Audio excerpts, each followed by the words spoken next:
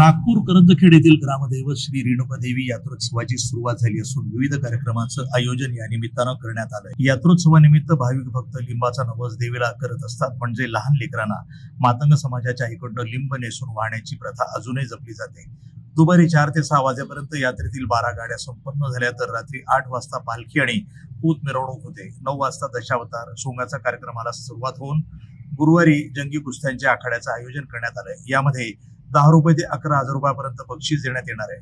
तसंच 3 किलोची चांदीची गदाई देण्यात येणार आहे। यात्रेचा प्रारंभ झालेला आहे। चैत्रवद्य सप्तमी सुरुवात आहे। सकाळी अभिषेक महापूजा आरती सर्व गावकरी मिळून आरती होती। त्याच्यानंतर बोललेले नवस फेडला जातात।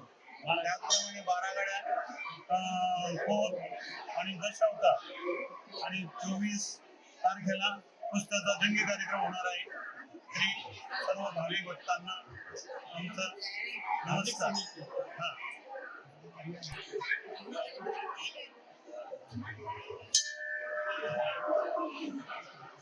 ट्रस्ट या नात्याने काय काय सेवा पुरवल्या जाते याची? ट्रस्ट या नात्याने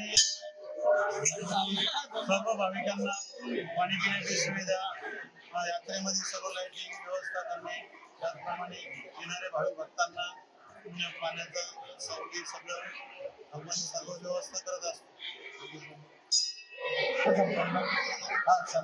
प्रतिनिधी रवींद्र खरात, छत्रपती संभाजीनगर, NTV न्यूज मराठी।